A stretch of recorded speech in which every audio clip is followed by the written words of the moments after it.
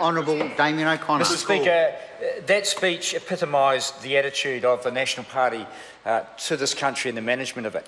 They think that because I did it, everyone else should be able to do it too, and overlook the reality for many New Zealanders, that many are born into circumstances and are in circumstances beyond their control. Mr Speaker, this was a budget of broken promises and lost opportunities. Mr Speaker, we have to name the broken promises because this government has been given the privilege of being trusted by the people of New Zealand, by the majority of them, for 3 elections, Mr Speaker, and time after time they've broken the promises. And those people who have enough time to stop and think are starting to realise that you can't carry on breaking promises and being trusted by the people. Mr Speaker, John Key said, we will be in surplus. He said, there will be no new taxes, Mr Speaker. The $1,000 for KiwiSaver will remain as it is now. This is, quote, word for word from the Prime Minister, Mr Speaker. Mr Speaker, it is an absolute insult to then turn around in a budget and to slap on new taxes, Mr Speaker, to not get back into surplus for some pathetic reason they've put up, Mr Speaker, mainly that they've reduced taxes drastically at the top end of town, but then to take from young Kiwis the $1,000 incentive. Mr Speaker, that party knows full well about financial incentives because you know what they did do, Mr Speaker? They left in the budget the incentives for their corporate mates. They left the incentives there through PGP to ensure that they would commit to research and development their business, but they weren't prepared to do it for the young New Zealanders who wanted to take up KiwiSaver. Mr Speaker, I say 2 particular areas of my portfolio interest, and one mining and the other dairying. And in fact, this government came into power saying that those 2 industries would take us into a new world. Mine the national parks and we'll all be wealthy, they said. And they quickly realised that that was a pretty dumb move to make.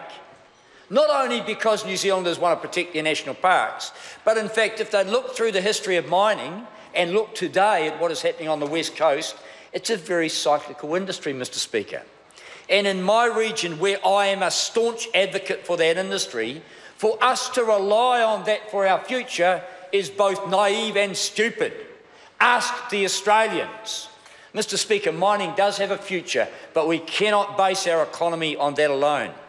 Dairying, on the other hand, has a more sustainable future, Mr Speaker, and I have been a passionate advocate of that as well.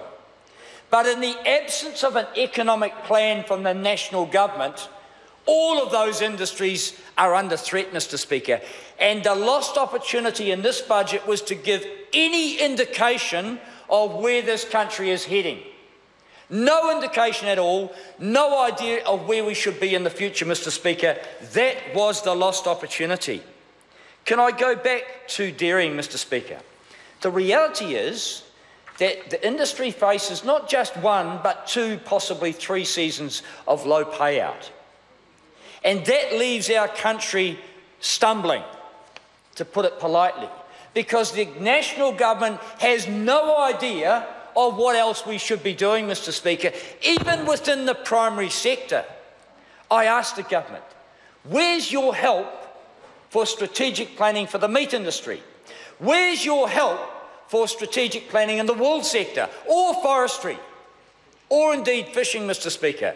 They've taken a hands-off approach. Well, not quite.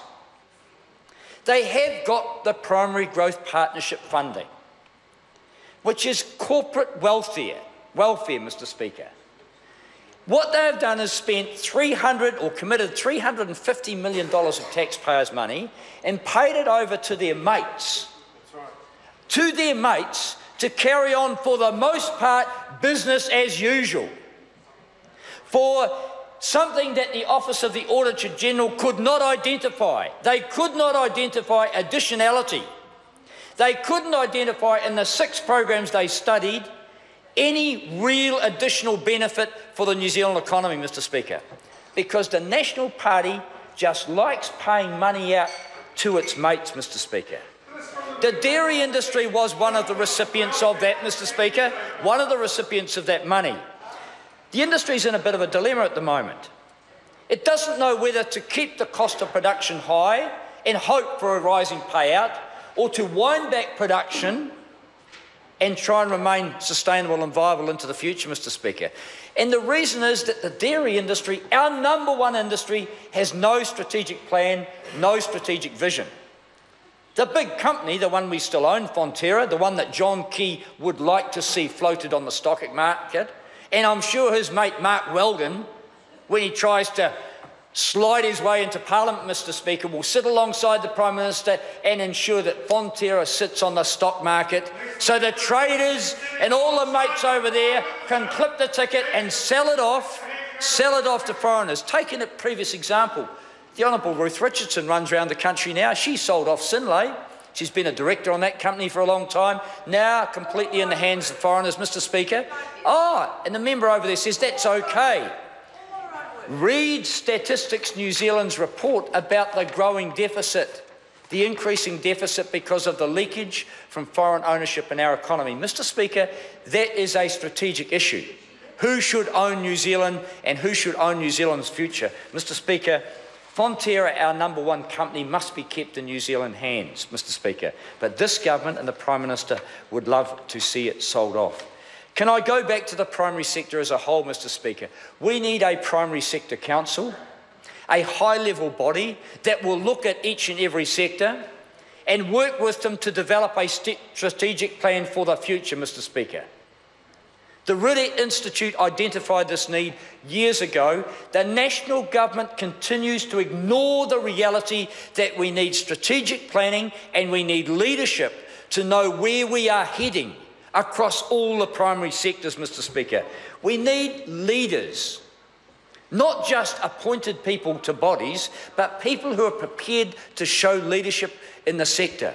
And it's not occurring, and we're going round in circles with our fingers crossed in the hope that commodity prices will lift. Mr. Speaker, we need structures that can deliver on those strategic plans. And Labor offers an alternative approach in the primary sector area, one where leadership will be delivered where necessary and support will be delivered for those strategic plans and visions, Mr. Speaker. This budget ignored that reality, missed the opportunity to show leadership. Mr. Speaker, I'm going to talk about not a rock star economy, but what is a rock bottom economy for too many New Zealanders, Mr. Speaker. Not the 250,000 children in poverty, Mr. Speaker, but the people who run around and care for our elderly in the country. If you're a doctor or a nurse and you care, you get a reasonable salary.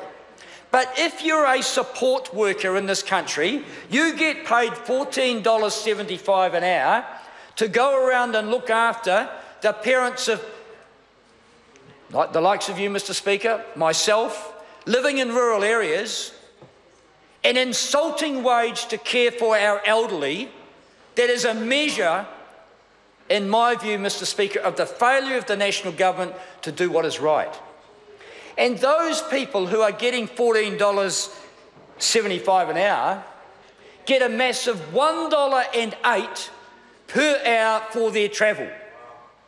I have met one of these support workers, a wonderful woman who travels between 600 and 800 kilometres every fortnight, Mr. Speaker, and she gets the grand total of $1.08 times 32 hours, Mr. Speaker.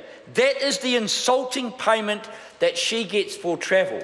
Up and down this country in rural New Zealand, we have people being paid a pittance to care for people who, without that care, would be absolutely destitute, would be incapable of cooking and caring for themselves, Mr. Speaker. And that is the environment that every one of those MPs over there is overseeing and endorsing. It is an outrage that must be addressed. Mr. Speaker, the government's policy of caring for people in their own homes seems wonderful until you start to pick apart.